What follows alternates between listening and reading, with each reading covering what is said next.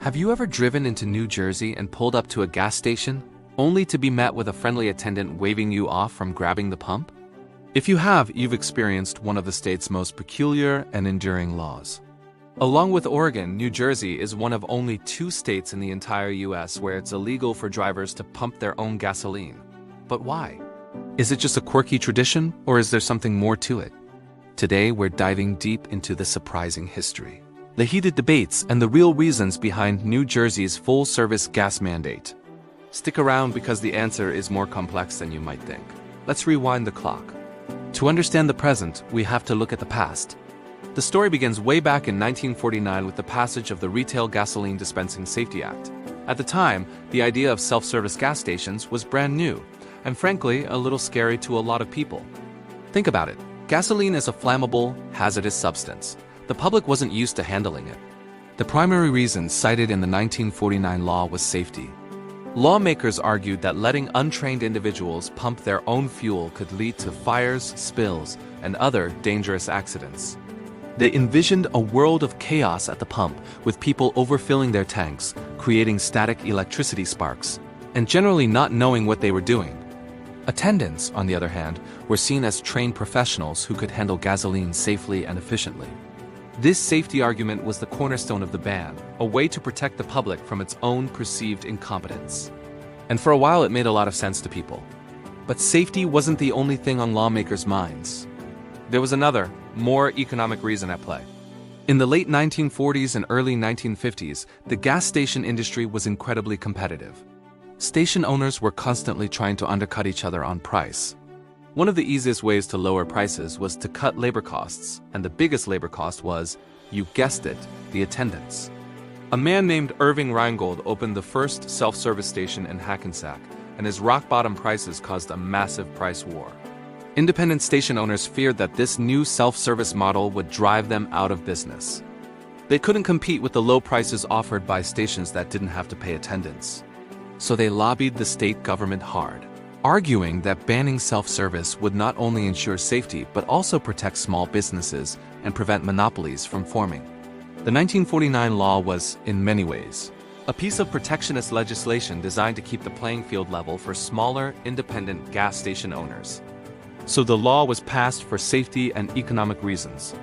Fast forward to today, cars are safer. Gas pumps have automatic shut-off nozzles and vapor recovery systems.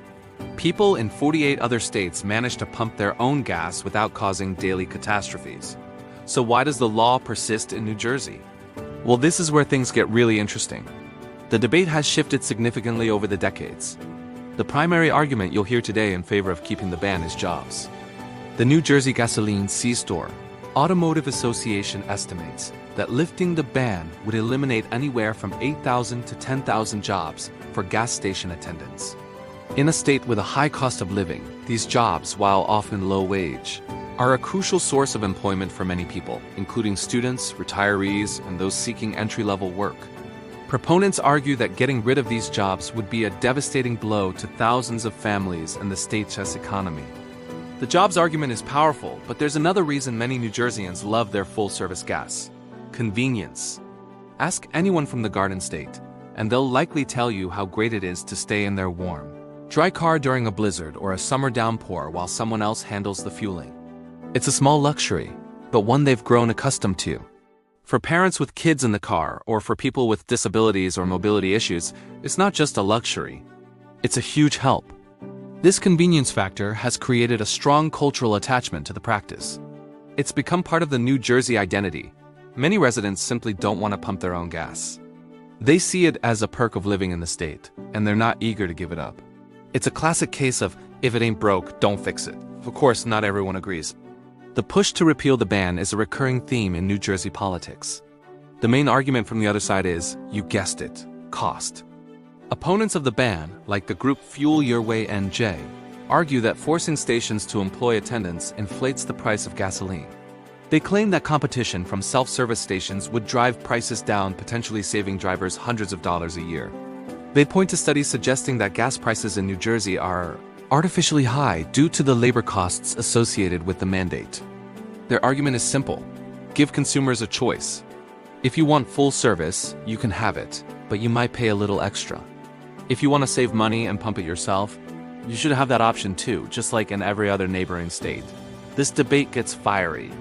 Every few years, a new bill is introduced in the state legislature to allow for self-service, and every time it fails to pass. The political battle is intense. On one side, you have powerful lobbying groups representing gas station owners who are now largely in favor of keeping the ban. It's ironic, isn't it? The very group the law was meant to protect now sees it as a shield against big-box stores like Costco and Walmart, which could use ultra-cheap, self-serve gas to lure customers away. On the other side, you have groups advocating for consumer choice and lower prices. And caught in the middle are the politicians, who have to weigh the potential job losses and public outcry against the promise of lower gas prices. Public opinion polls on the issue are often split right down the middle, making it a political hot potato that no one wants to get burned by. So what does the future hold? Will New Jersey drivers ever get to pump their own gas? It's hard to say. The last serious attempt to repeal the ban happened in 2022 and 2023, but it fizzled out due to a lack of political support. The combination of the powerful jobs argument, the cultural attachment to convenience, and the political fear of backlash makes the status quo incredibly resilient. It seems that for the foreseeable future, when you drive into New Jersey, you can relax, stay in your car, and let someone else handle the pump. It's a unique system born from a mix of old-fashioned safety concerns, economic protectionism, and modern-day politics.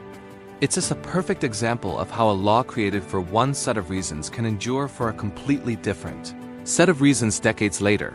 So the next time you're in New Jersey and an attendant says, regular or premium, you'll know the long and complicated story behind that simple question. It's not just about pumping gas. It's about jobs, economics, politics, and the unique piece of American culture that's still going strong in the Garden State. What do you think?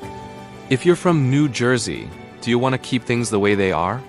And if you're from anywhere else, do you wish you had full-service gas? Let me know your thoughts in the comments below. I'd love to hear what you have to say. Thanks for watching, and if you found this interesting, don't forget to like this video and subscribe for more deep dives into the fascinating stories all around us. See you next time.